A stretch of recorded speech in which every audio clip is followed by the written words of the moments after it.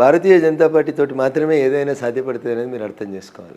ఈ దేశానికి స్వతంత్రం వచ్చే నుంచి మహిళలకు 33% రిజర్వేషన్ కావాలి, అసెంబ్లీలో పార్లమెంట్లో మేము రావాలని మహిళలందరూ కలలు కంటే సోనియా గాంధీ గారు లాంటి వాళ్ళు 10 సంవత్సరాలు యూపీఏకి చైర్పర్సన్ ఉండి మహిళ ఈ దేశాన్ని పాలిస్తున్నప్పుడు మహిళా బిల్లుని తీసుకురాలేకపోతే మేము తెచ్చినాం గర్వంగా చెప్పుకుంటాం. మేము 33% రేపు రానున్నటువంటి ఎన్నికల లోపల, ఇప్పుడు కాదు నెక్స్ట్ వచ్చేటువంటి ఎన్నికల లోపల 33% మహిళా రిజర్వేషన్ కోసం బిల్లును సిద్ధం చేసినాం, పార్లమెంట్లో పాస్ చేసినాం.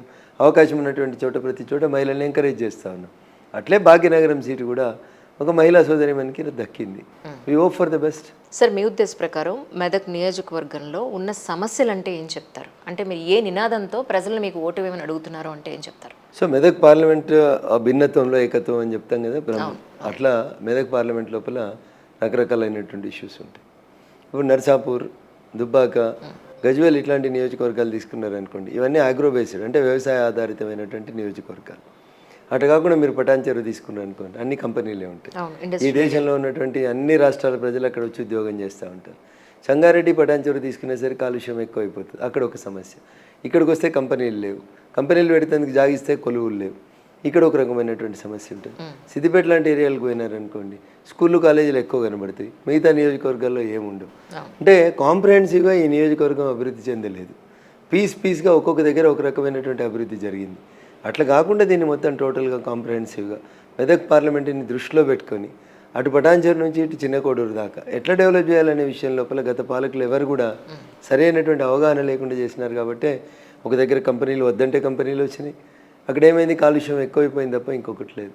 సుజలాం సుఫలాం మలయజ శీతలాం అని చెప్పుకున్న వందే మాతర గీతానికి పటాన్చెరులో, సంగారెడ్డిలో అర్థం మారిపోయింది. సుజలం దొరకది, మీకు భూమిలోంచి మంచినీళ్ళు రావు, అక్కడ కాలుష్యం నీళ్ళే వస్తాయి.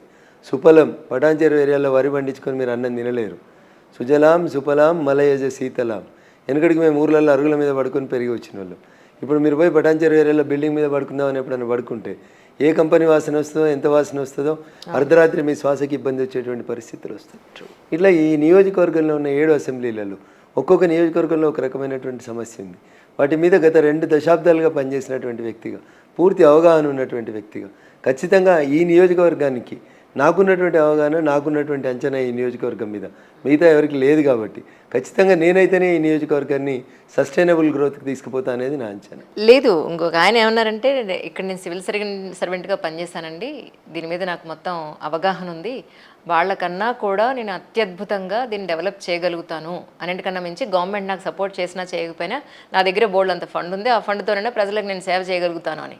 మరి మీరు మాత్రమే చేయగలని మీరు అంటున్నారు. సొంత డబ్బులు పెట్టి రాజకీయం చేసిన వాళ్ళు ఎవరైతే చెప్పుకుంటున్నారో వారు కాంట్రాక్టర్ కమ్ కలెక్టర్గా పనిచేసి కేసీఆర్ గారి కాళ్ళు మొక్కి ఫ్రీగా ఎమ్మెల్సీ సీటు తెచ్చుకున్నారు. 2021లో వారు ఎమ్మెల్సీ అయినారు అంజలి గారు. 2021 నుంచి నవ్ వీఆర్ ఇన్ 24 ఏప్రిల్లో ఉన్నాం, మేకి వచ్చాం. ఎవరు వద్దన్నారు మిమ్మల్ని? మరి మీరు సొంత డబ్బులు పెట్టి మా మీదకి ఎందుకు డెవలప్ చేయలేదు? మీరు ఏం డెవలప్ చేసిరు? మీరు ఎమ్మెల్సీ అయిన 3 ఏళ్లలో అంటే ఒక్కటి మాత్రం నేను చెప్పగలుగుతాను. కోకాపేటలో ఎకరా 100 కోట్లు పెట్టి 1000 కోట్లు 10 ఎకరాలు కొనుక్కునేటువంటి మీ ప్రోగ్రెస్ని మాత్రం మీరు చూపెట్టగలిగినారు. 2021లో మీరు ఎమ్మెల్సీ అయినాటి నుంచి ఇప్పుడు 100 కోట్లు పెట్టి ఏదో చేస్తూ అంటారు కదా అంజలి గారు. మరి ఈ 3 సంవత్సరాలకు ఎవరు ఆపినారు? రఘునందన్ రావు వద్దన్నాడా? ₹1 ఖర్చు పెట్టిరా? ఏదో వచ్చి ఫంక్షన్ హాల్ కట్టిస్తా, స్కూళ్ళు పెట్టిస్తా, ఒక పేదింటి అమ్మాయికి చదువు చెప్పించిరా? ఒక గరీబుల కష్టం వస్తే వచ్చిరా? పోనీ ఎన్నడైనా పల్లెటూరులోకి వచ్చిరా? మీరు ఎమ్మెల్సీ అయిన 3 సంవత్సరాల్లో ఏ ఊరికన్నా వచ్చి ₹2 పని చేస్తా అని చెప్పినరా? ఏం చేసిరు మీరు? పని చేయాలంటే ఇంకా నీకు 4 ఏళ్ళ సుమారు ఎమ్మెల్సీ పదవి ఉంది, చెయ్యి. ఇప్పుడు కొత్త ఎంపీ అయితేనే చేస్తా అనేది ఏముంది? నీ ప్రభుత్వం ఎట్లాగూ లేదు, కాంగ్రెస్ ఉంది, ఇవాళ బీఆర్ఎస్ ఉందా? 3 ఏళ్ళే నువ్వు అడ్రస్ లేనోనివి, ఎన్నడు మా జిల్లాకు రానోనివి.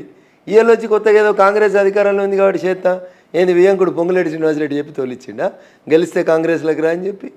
ఎట్లా చేస్తావు నువ్వు? నీ దగ్గర చాలా డబ్బు ఉండొచ్చు, మీ ఇంట్లో 30 బెడ్రూమ్లు ఉన్నాయని చెప్పుకున్నావు. మీ ఇంట్లో 30 ఉంటే మీకేంది, నాకేంది లాభం దాంతో? అంతే కదా సార్. ఎవరికి ఉపయోగపడుతుంది? పేదోడు అల్లునికో అర్రా బిడ్డకో అర్రా ఇస్తా అని చెప్పి కేసీఆర్ చెప్తే గవీమని అడిగిండు. 10 ఏళ్ళు కలెక్టర్ ఉండి రెండు అర్రాలు కట్టియలేనోనివి నువ్వు 30 అర్రాలు కట్టుకున్నా అని చెప్పుకోవడానికి సిగ్గుండాలి కదా. మనిషి అనేటోడు ఎవడన్నా ఉంటే నాకు 10 ఎకరాల బంగ్లా ఉంది, నాకు 1,00,000 కోట్లు ఉన్నాయి, ఏడికెళ్ళి వస్తుంది ఒక కలెక్టర్ దగ్గర ఇంత ఆస్తి? ఎన్ని అక్రమ కార్యక్రమాలు చేస్తే ఒక కలెక్టర్కి వస్తుంది? కలెక్టర్ జీతం ఎంత అంజలి గారు? ఏడికెళ్ళి వస్తుంది? అంటే నువ్వు జీతం కంటే ఎక్కువ గీతం మీద ఆధారపడ్డావు అనేది ఆలోచించుకోవాలి ఇప్పుడు ప్రజలు. 3 ఏళ్ళు ఎమ్మెల్సీ పదవి ఉంటేనే 1000 కోట్లు పెట్టి భూమి కొంటే సారు నువ్వు రేపు 5 ఏళ్ళు ఎంపీ పదవి ఇస్తే మా మెదక్ నుంచుతావా? మొత్తం అమ్ముకుంటావు సార్ నువ్వు. అందుకనే నీ జాగాలో నువ్వు ఉండని మా మెదకోళ్ళు దండం పెడుతారు. గత అసెంబ్లీ ఎన్నికల్లో బీఆర్ఎస్ మీద ఉన్నటువంటి వ్యతిరేకత కాంగ్రెస్కి ప్లస్ అయింది. ఈసారి కాంగ్రెస్ మీద ఉన్న వ్యతిరేకత ఎటువైపు వెళ్ళే అవకాశం ఉందని మీ ఉద్దేశం? డెఫినెట్గా బీజేపీకి వస్తుంది, క్వైట్ న్యాచురల్గా.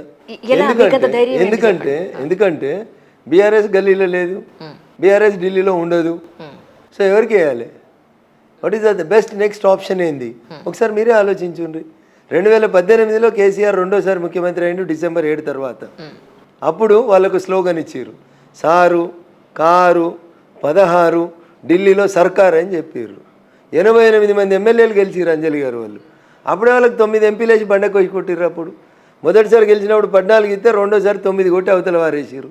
ఇలా సారు లేడు, కారు లేదు, ఈడ సర్కారు లేదు, ఆడ సర్కారు కల. ఇంకెందుకు వేయాలి మీకు ఓటు? మీకు వేసినా మూసీలు వేసినా పెద్ద డిఫరెన్స్ ఏమి ఉండదు. కాబట్టి there is no role of BRS in these elections. తిరుపతికి పోతే 2 మన ఉండాలి అంజలి గారు.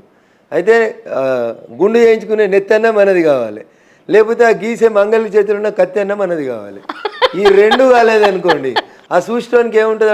జల్ది గీకోయా అంటాడు. ఏమవుతుంది అక్కడ? ఇక్కడ గుండు కొట్టించుకుంటున్నాను, గుండు కొట్టించుకొని బాధ ఉంటుంది, తీసేటోడికి తీసే బాధ ఉంటుంది. చూసుకోవడానికి ఏముంటే జల్లి గీక ఉంటాడు వాడు. ఇక్కడ తల పగులుతుందా, రక్తం వస్తుందా, వాడికి ఏం పోతుంది చూసేటోడికి. సో ఈ ఎలక్షన్స్లో బీఆర్ఎస్ది నెత్తి కాదు, బీఆర్ఎస్ది కత్తి కాదు. కాబట్టి BRS has no local standing in this parliament election.